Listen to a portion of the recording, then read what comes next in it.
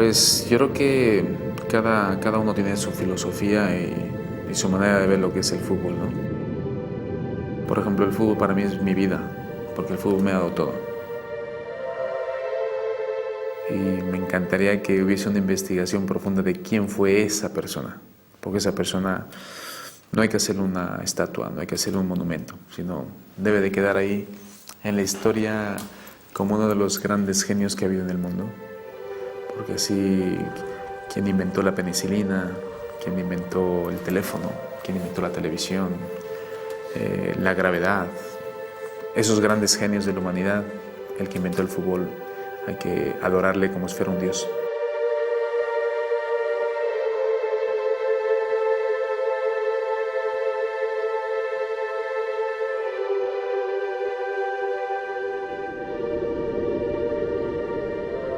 The origins of football is a history of signs and symbols, gods and games.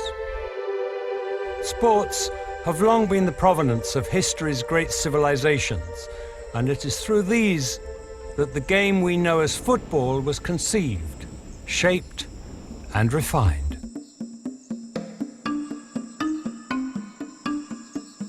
"3,400 years ago, in the country we now know as Mexico, Mesoamericans played the first team sport using a ball made of rubber.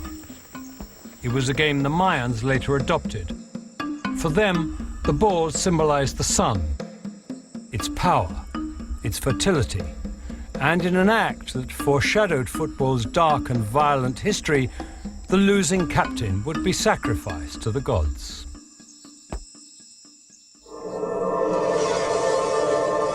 The Chinese proved more forgiving.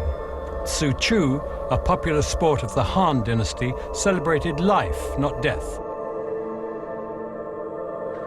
Around 136 BC, Li Yu, a local poet, said of it, "The ball is round, the playing field square, just like the sky and the earth. The ball flies over us like the sun, while the two teams face each other."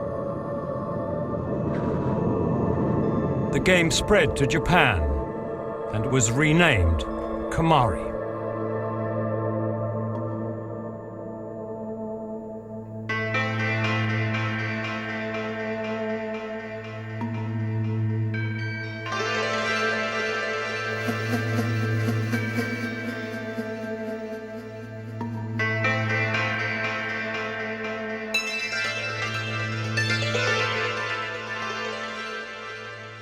今から約1400年ぐらい前に中国から仏教とかその他の文化とともに日本に入ってまいりました。それが大体起源ですね。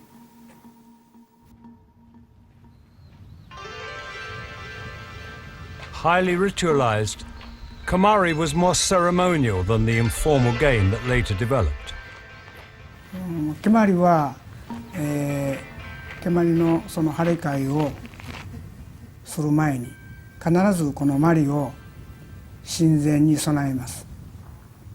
そして、蹴鞠を下げてきて枝鞠の儀、時鞠の儀というものをいたしますが、その時には枝役がやはり、五穀豊穣、世界平和と、そういうことを記念して、それから鞠を蹴ります。蹴鞠は、だいたい6名ないし8名で蹴ります。そして、蹴鞠の最大の特徴は勝負がありません。勝ち負けがありません。その8人が仲良く楽しく蹴り合うと、そういう楽しく和気あいあいと蹴るというのが蹴鞠の精神になっています。While the Japanese invested Kamari with a calming sense of the spiritual, the Romans saw their games as limited warfare. A struggle, often to the death.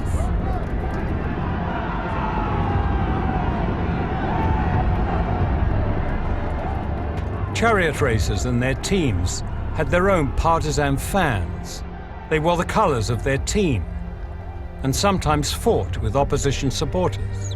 But the Romans didn't play ball sports in the arenas. Instead, such games were played for exercise and military training. I legionari romani giocavano l'arpasto, che era un gioco che loro avevano conosciuto dai greci.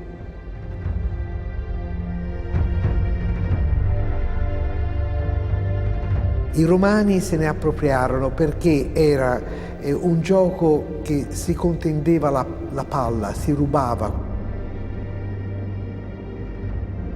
E si dividevano in 4 linee: gli astati, i veliti, i principi e i triari. Quindi 4 linee che sarebbero poi gli attaccanti, i mediani, i difensori e i portieri.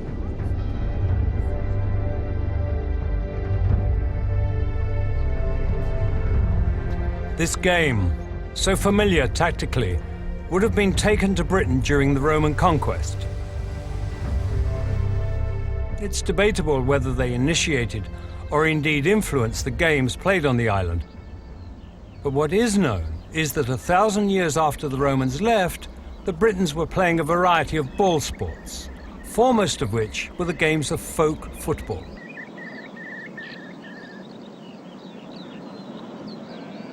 Usually played on the Shrovetide holiday or at Christmas and New Year, such games were steeped in pagan ritual. Their true origins veiled by one of the oldest, grisliest, yet best known football myths, that the first balls were human heads.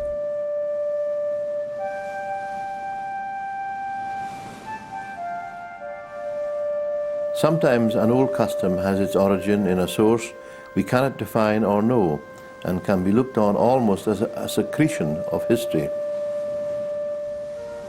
There's this old story about Tusker, a petty tyrant who oppressed the people, who bullied them, and eventually people rose up in revolt against him. He realized that the game was up, it was time to go, so he fled to the mainland of Scotland. However, a local champion decided that the thing to do was to put an end to this forever. Eventually he caught up with Tusker at the old city of Perth. He slew him in single combat and cut his head off. And the local champion tied Tusker's head to the pommel of his saddle and rode north to Orkney. And as he did, these teeth cut into his leg and eventually infected it, and he got ill and more ill, and eventually went septic. However, with his dying strength, he managed to get back to Kirkwall, and he climbed up the Mercant Cross in front of the cathedral, and there he threw the grisly head to the waiting people below to show them that their oppressor was indeed dead. He then died. And so infuriated were the people at the champion's death that they kicked around the head of Tusker in their anger and grief. The legend, whether true or not, is still enacted year in, year out by the people of Kirkwall, Scotland, making it one of the last strongholds of a game which for hundreds of years dominated Britain.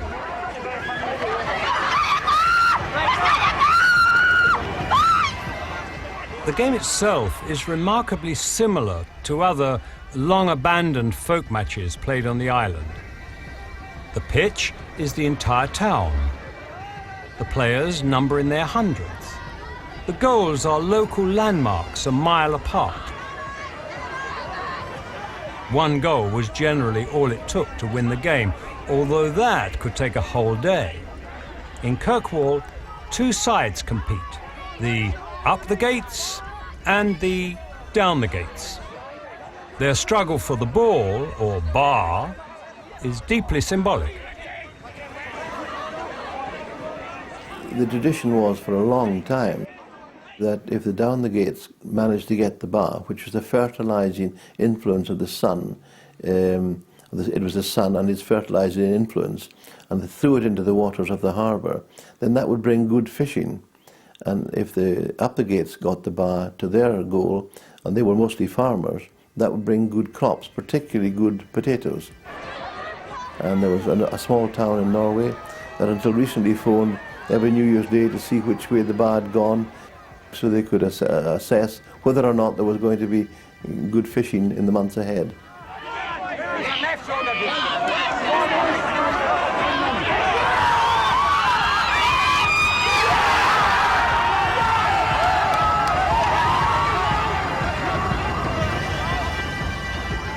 In terms of roughness, there are no rules.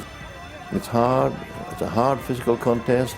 Perhaps sometimes old scores are settled, but generally speaking, there is little gratuitous violence. For all its rough and tumble, folk football was more often than not folklore. Not so for the Calcio Historica played in Florence, Italy. Here was a game which directly acknowledged its debt to the ancient Roman game of Harpastum.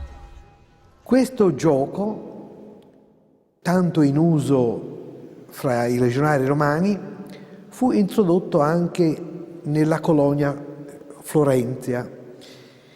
Con l'andar del tempo i fiorentini se ne appropriarono. Calcio's history is as rich in antiquity as any of the English folk games. Florentines proudly recall the legend of the sedio, an infamous match played in defiance of its enemies.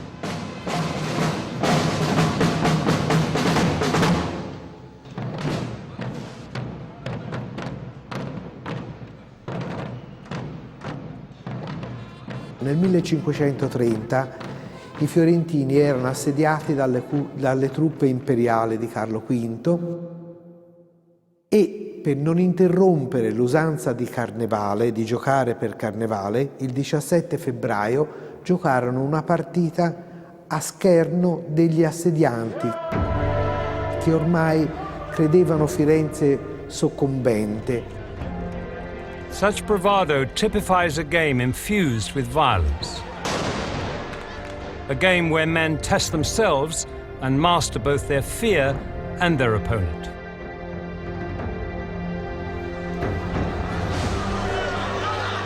In the sedio of 1530, one player became the embodiment of these virtues, Dante da Castiglione. Una regola fondamentale era quella che la palla doveva essere sempre in movimento. Il morticino degli Antinori non mollava il pallone, lo teneva con sé. E per il forte Dante da Castiglione prese calciante e pallone, che non era fermo perché era in movimento in quanto lo teneva in braccio, e portò fino alla rete avversaria e scagliò dentro calciante e pallone, marcando la caccia. Calcio was a game adored by all Florentines, yet it was also riven with distinctions of class and social standing. Mentre i nobili lo giocavano nelle maggiori piazze, con intensa partecipazione di pubblico,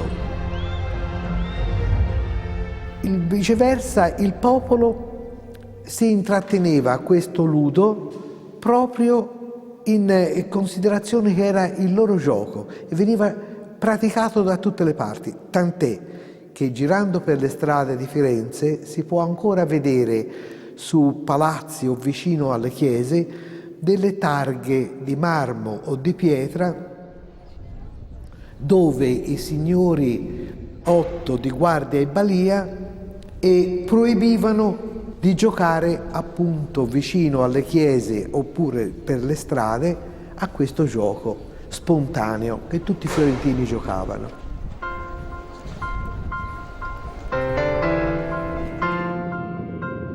Restrictions such as these were commonplace in Britain. Shops and homes were regularly damaged as the players rampaged through towns. Many died from their wounds. You can almost write the history of the game folk game of football in terms of people trying to stop it, of local authority issuing edicts, royals issuing proclamations against it, colleges trying to stop their members playing it, because it's turbulent, because it's violent, because it poses a threat to law and order on that particular day when the games take place. As early as 1314, King Edward II banned football in London, proclaiming, "Forasmuch as there is a great noise in the city, caused by hustling over large balls, from which many evils might arise, which, God forbid, we commend and forbid such a game to be used in the city in future." Edward's descendants were equally dismissive. Henry V waged war against it, as did Henry VIII, who believed it was distracting young men from their archery. Yet neither could stop football being played. And when, in the 19th century, football finally received a fatal blow, it was not an act of man, but of machinery.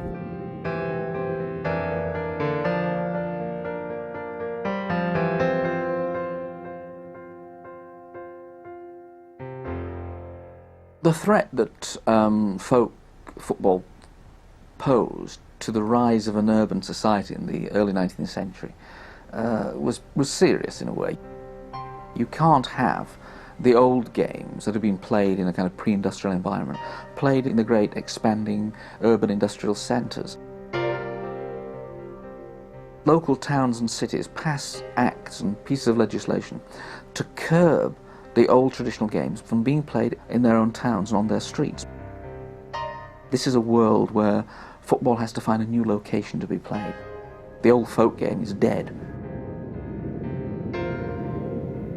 The game was rescued from oblivion by the public schools of England, who were in turn endeavouring to save themselves. In the 1850s, most were struggling with falling admissions and violent pupils. Students rioted, burnt down classrooms, and attacked locals. The teachers, many of them vicars, were horrified. Given the mentalities of pupils at the time, and given their lack of personal self-control, that frame of mind had to be changed. And so emerged as a form of social control the process of turning hooligans into heroes. And the essence of reform was the playing field. And the rationale behind this was very simple. If you beat hell out of each other on the games field, you weren't quite so predisposed to beating hell out of the villagers or the local inhabitants. Religion became the backbone of this sporting revolution.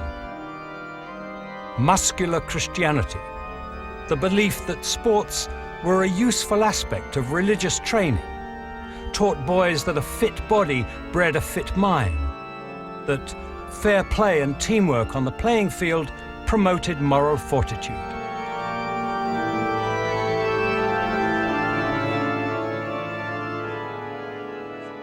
Each school evolved its own version of football. Some, like Harrow, favoured a kicking game, while others, such as Rugby School, were allowed to handle, run and hack down opponents. This rich diversity was to become the starting point for the modern game. I think the public school teams firstly kept the games going, and then probably the real significance is at the moments at which public school boys went to university together, or when they left school, left university, and wanted to carry on playing the games, and therefore needed an agreed form of the games to play, and that's what leads us into the codification of football. On the 26th of October 1863, 11 London clubs met at the Freemasons' Tavern to discuss a universal set of rules. Having agreed to call themselves the Football Association, an impasse was reached. The supporters of the Rugby Code opposed any law which might prevent handling or hacking, a bone of contention for those who wanted to see a kicking game. The deadlock was broken on the 8th of December, when hacking and handling were banned. It was a decision which left football with two codes: association football and rugby. Yet even after the Football Association was formed, the rules of the game were flexible. Many people misunderstand the development of the game. They think that in 1863, the Football Association was founded, a set of rules was created, and that was it. That wasn't it. If you asked a player in the 1860s or 1870s, are you a football or a rugby player, they probably would have said, I'm sorry, I don't understand, what are you talking about? Because it was quite common for teams to play association in the first half of the game, to play rugby in the second half of the game. You agreed the rules on a match-by-match basis. You could have 10, 11, 12, 14, 16, 20, as many players as the other team agreed. Such confusion was never more pronounced than when teams from England met teams from Scotland. Queen's Park, the Scots' greatest side, had pioneered a game which involved passing the ball between players, a style the English chose to dismiss. The English tended to, it was more, you could see more vestigial traces of rugby, I think, in the way that English players played. The English players, when they played Queen's Park, were very keen that hacking should be kept, deliberate kicking of the shins. There is a letter from Lord Kinnaird to Queen's Park arranging a friendly and saying, let's have hacking, it's such fun, which depended on what end of the hack you were at, I think. For the public school boys, football was a pastime, not a sport. As a consequence, the game lacked continuity, passion, drama. Football needed a visionary, someone who could take its essence and mould it into something irresistible. Charles Alcock is one of the most influential men in the start of football, was a boy at Harrow. Indeed, he was a boy at Drury's House, one of the houses playing here today. And when he left Harrow, he was instrumental in organising the Football Association. And he actually invented and started the FA Cup, which is based on the inter-house Harrow football. First played in 1871, the FA Cup is the world's oldest football tournament. The importance of the FA Cup is pretty clear. What it does is establish the really key element of competition and knockout nature of that competition as a way forward for football. And indeed, what happens in the World Cup now, what happens in the European League now, what happens in any number of worldwide and regional competitions. It's the knockout competitions that really catch the eye and draw the crowds.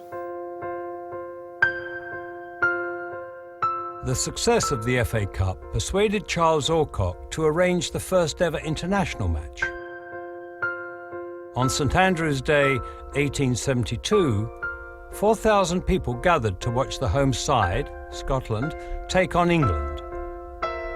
With no previous example to draw on, the match proved somewhat makeshift. How did you know how to dress up for a game? It was the first international game. So the English players, they had white shirts with the 3 rampant lions on, but that was it. They played in the colours of the schools that they had played for. So we have knowledge that some players were Old Etonians, some players were Old Harrovians, and they were playing in red or red and white, because of course in those days it hadn't occurred to people that if you all wore the same strip, it made identification on the field easier. Although I will say that even at that game, the English wore caps, the Scots wore cowls, the sort of hood you would get on an anorak, because it hadn't occurred to either team that heading the ball was a useful thing to do in football.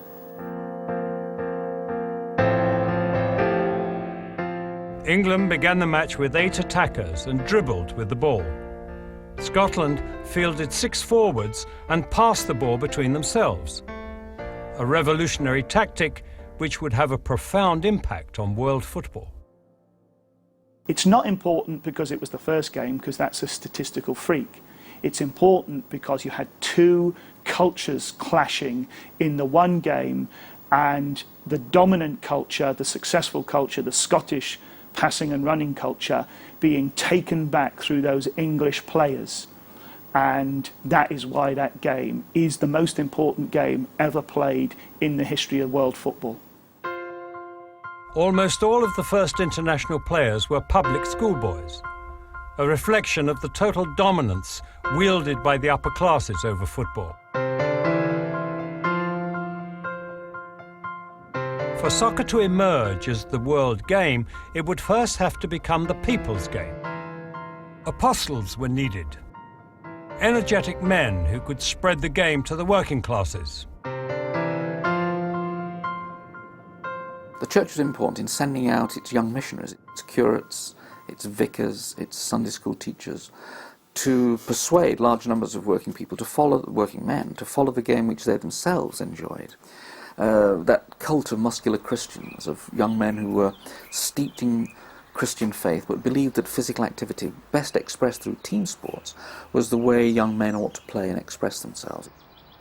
And what better, what cheaper, what easier way of developing a sport than football, the easiest game in the world to play. Football spread throughout the country, although it was in the industrial north, a working-class stronghold, that the game really took off. I think industrialisation is absolutely vital. It's very hard to imagine a mass sporting culture developing in a non-industrial culture at that time. Above all, it's an industrial culture which provides the regularity of wages and the structure of the week, the working week, with clear breaks for leisure time, which allows the game to emerge.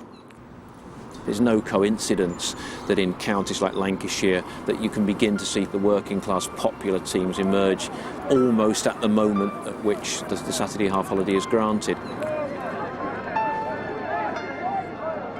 The half-day Saturday liberated thousands of men from the drudgery of work and created an environment in which football could rapidly expand.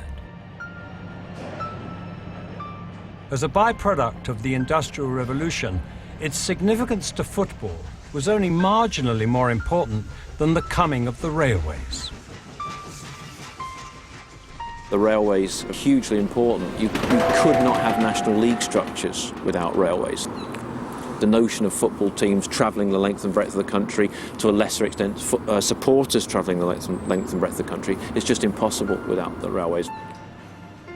Throughout the latter half of the 19th century, football was parasitic, feeding off the growth in industry and technology. As a result, new clubs sprang up throughout England, absorbing players and administrators. The teams that emerge in the 1880s and 1890s, and many of them household names today, emerge from a number of institutions that already exist. It's men meeting in a pub and deciding they'd like to form a football club, football team. It's men in the place of work, Arsenal, the Woolwich Arsenal, deciding that they'd like to play. It's men in, let's say, a railway company, Manchester United, North Manchester Railway. It's groups of working men in the institutions they belong to, the church, the Sunday school, the trade union, the place of work, the pub. All the institutions that are basic to working class life spawn the new football clubs. That's how the clubs, so many of which we know today, in professional form, that's where they emerge from. At first, most clubs were nomadic. Settled one day, uprooted the next. But when more and more fans began arriving at matches, clubs such as Aston Villa were forced to find a permanent home. Well, Villa, they rent a pitch from a butcher for £5 per annum, and the butcher soon realises that he's got something on his hands because he raises the rent to £8 per annum the following year. But effectively, what renting a piece of land enables them to do is quite literally put up fences and charge people to come in. And once you can charge people a penny here, threepence here, it means that you've got security. It means that you can issue posters and say, we are going to be playing on that particular day against that particular team. Like Villa, clubs from the North and Midlands were growing stronger and began to mount a serious challenge for the FA Cup. Since 1871, it had remained the exclusive property of England's southern amateur sides. But in 1883, all that changed. If any one incident sort of summarises and captures the moment of transfer of footballing power, the locus of footballing interests, it's the cup final where the team from Blackburn beats the Old Etonians. For 10 years, the public school teams had won the FA Cup, and eventually, in the early 80s, along comes a team from Blackburn that consists of working men and skilled working men, and who beat the Old Etonians, wresting the cup from its founders, the old public school boys, and taking it back up north.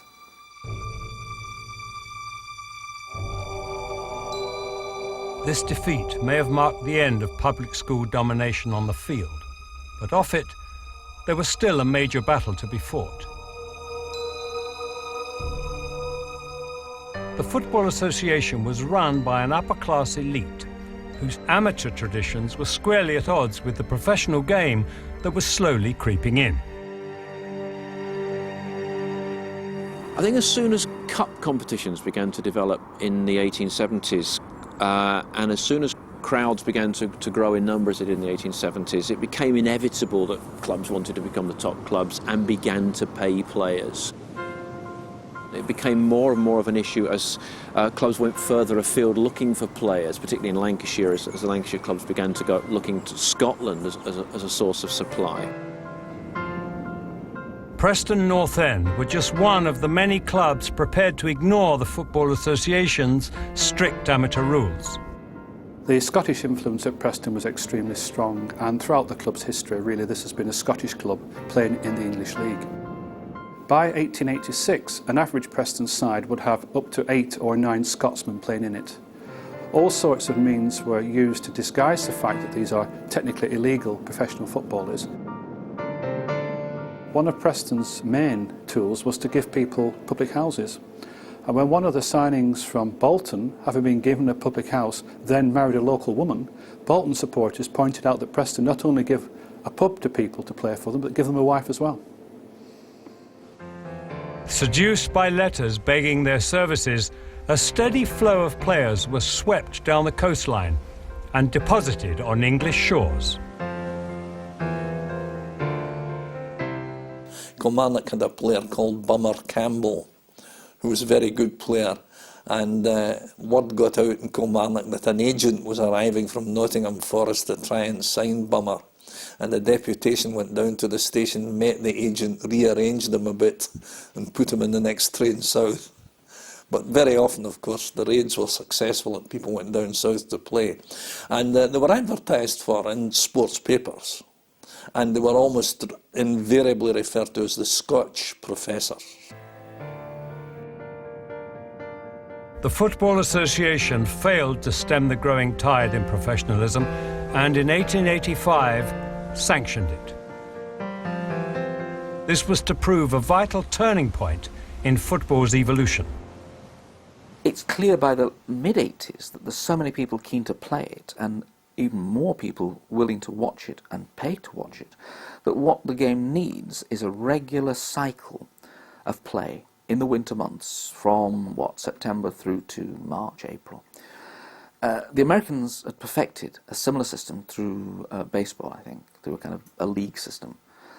And that provides the kind of template, the blueprint, for what is introduced in England in the late 1880s. And that is a league system that enables football to be played throughout the winter months, to allow the fans to go on a regular basis and still incorporate that element of competition, the win, the losing, and coming top, the champions.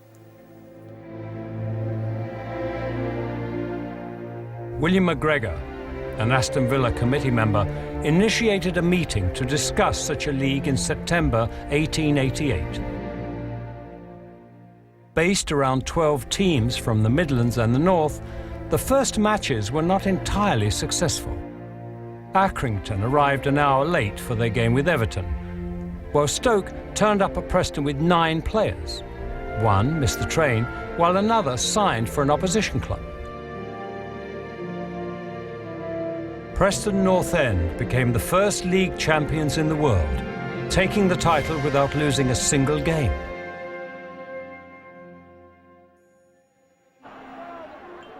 The league boosted football's appeal immeasurably, so much so that for many, it became the focal point of their existence. And in the following years, stadiums rose up like spires to become the ever-present, tangible reminder of a shared yet tribal passion. In many ways, your attachment to the ground is far stronger than your attachment to the team and the players, because the players come and go. We know they're mercenaries, whatever people would say. We know that they're playing because they have to earn a wage, and if someone offers them a better wage, they'll go up the road and they'll go somewhere else. But the fans stay there, they stay with the team, and the ground is the constant. It's the church, it's the spiritual home, that rectangle of turf to which we all pay homage on a regular basis.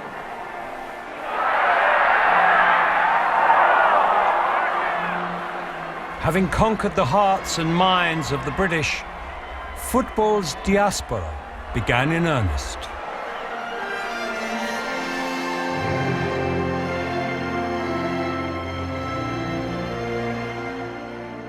Football grows phenomenally, not just in Britain before 1914, but it mushrooms throughout Western Europe and in South America and other places too. There's no doubt that the men who are committed to the game are committed to playing it wherever they go. And of course they go all over the world. British businessmen, British soldiers, British sailors, British governors, British in some kind of imperial capacity, and also just ordinary working men. Tens of thousands of working men who travel, and in a curious kind of way, they also become missionaries for the game. They hadn't been at home, but once they're abroad, what they want to do, of course, is to cling to the games, the culture that they'd left behind at home. And the most important kind of secular culture that they attached to was football. It's a game that the British deeply influenced at all kinds of levels by 1900, but particularly by 1914. This mass exodus of skilled British labour into the new industrial heartlands established the game throughout Europe.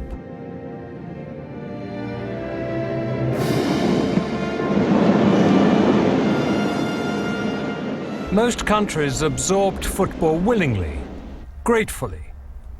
Yet in Germany, a nation with global ambitions of its own, the game was regarded with suspicion. In den Anfangszeiten des Fußballs war die ganz überwiegende Meinung über Fußball in Deutschland eine negative. Fußball galt als ein englischer Import. Und England war auch unter politischen Gesichtspunkten ein Gegner Deutschlands.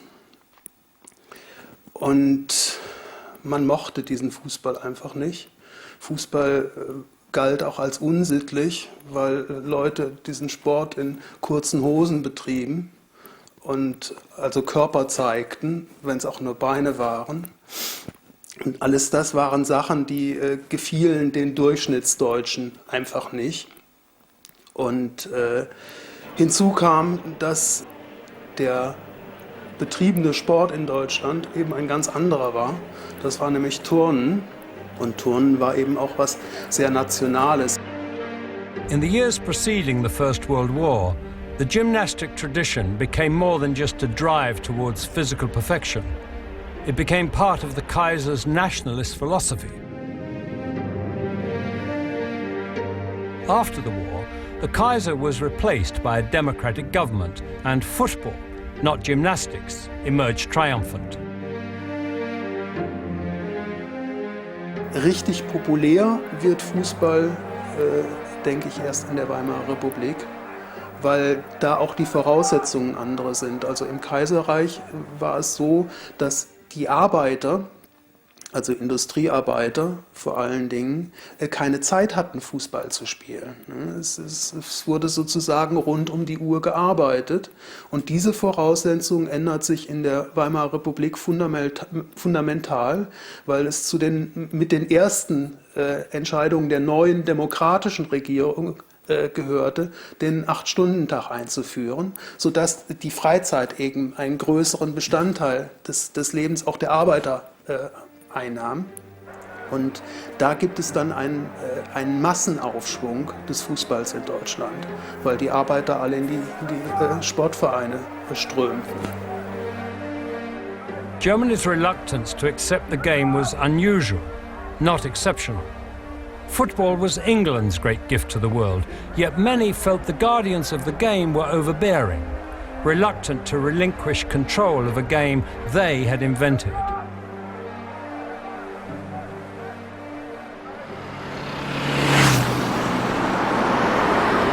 In Latin America, this struggle became the starting point for a unique football culture. At first, the game was played almost exclusively in the elite gentlemen's clubs. But all that changed when, track by track, sleeper by sleeper, the railways emerged.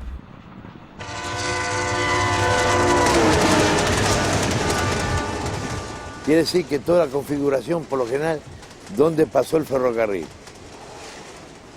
Porque esos fueron, quién sabe, los inductores del fútbol en Argentina como en América, ¿no? Y verdaderamente, en el caso mío, yo soy un gran agradecido a la industria británica. Y me preguntan todo el mundo, ¿pero qué? ¿Industria británica cuál? Digo, la del fútbol. Porque gracias al fútbol, por ejemplo, podemos subsistir millones y millones de personas y de familias gracias al juego de fútbol. But the Argentines weren't always so thankful. Before the turn of the century, football existed in a vacuum. The British wielding a singular power over the game and its organization. Y el primer equipo que dominó en la Argentina, cuando se organizó el fútbol con campeonatos, era un equipo alumni de los hermanos Brown. Entonces, un equipo de origen inglés, como era el fútbol en ese momento, dominado por quienes lo trajeron. La Argentine Football Association no era Asociación de Fútbol Argentino. Sus estatutos, su reglamento, era todo en inglés.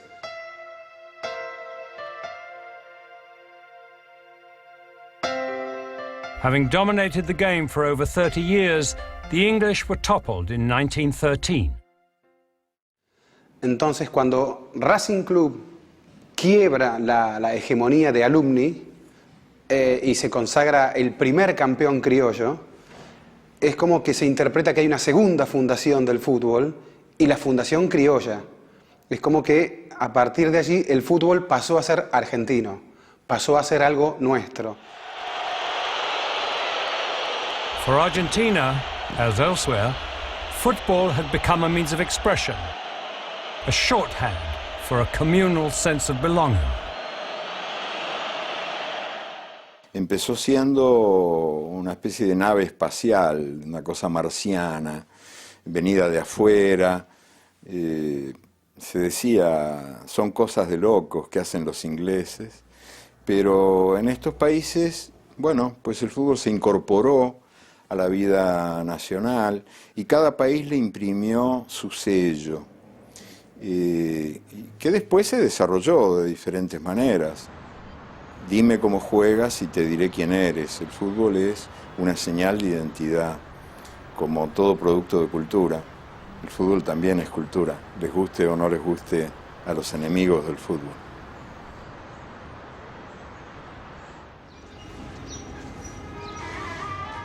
Argentina's liberation was located firmly on the playing field. But in India, a country under British colonial rule, football would become deeply political, a stepping stone toward true freedom, real independence.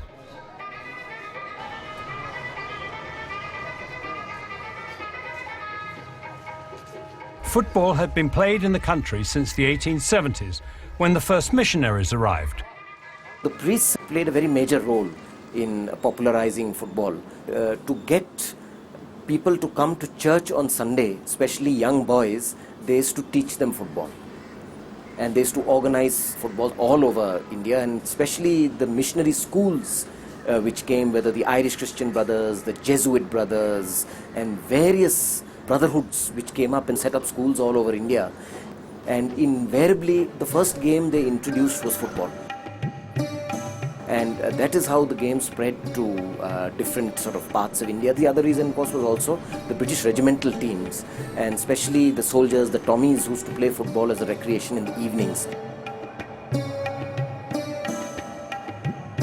At first, the Indians watched patiently from the sidelines. But all that changed when Mohun Bagan were founded.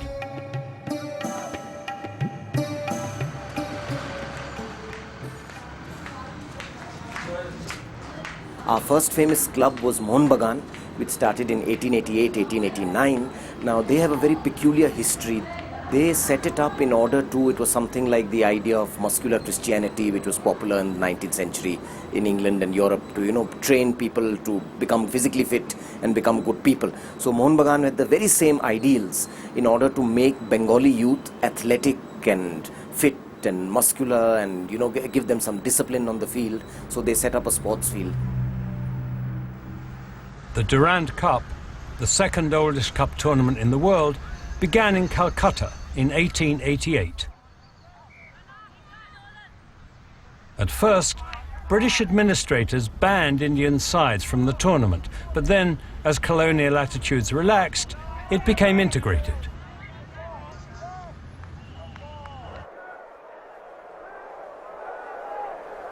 The Durand tournament in the beginning was only for British regimental teams, but football had become so popular amongst the locals. And having separate leagues could have led to more alienation, sort of, a type of apartheid type of situation. So this was a much more harmonious arrangement, getting the Indian clubs to play along with the British clubs.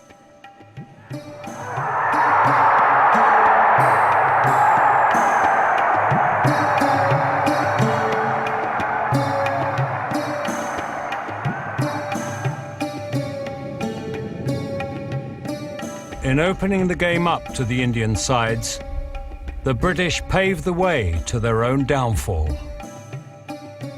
1911 is the first historic landmark in Indian football.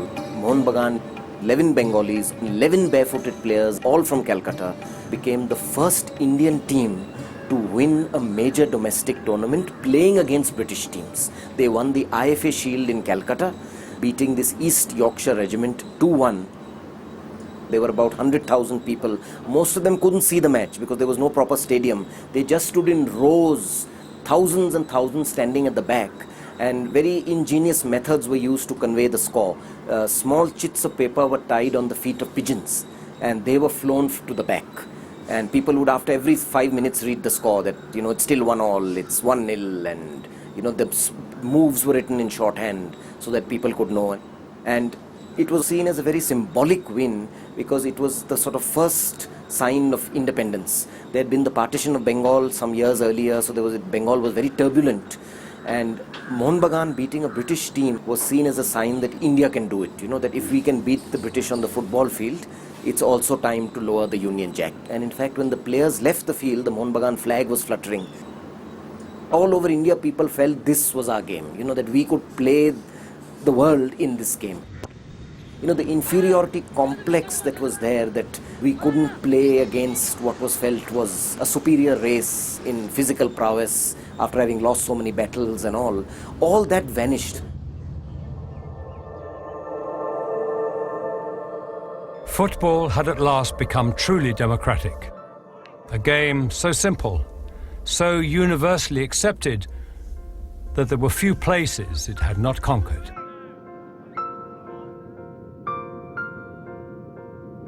The reason football becomes the global game, even before the First World War, is its basic simplicity. It just needs a ball and a couple of fellas playing it. A boy on his own can play football up against a brick wall. If you've got 2 men, they can play kicking in. If you've got 4 men, you've got 2 teams. If you've got stranded men on the Arctic floe, you can play football if you've got a football.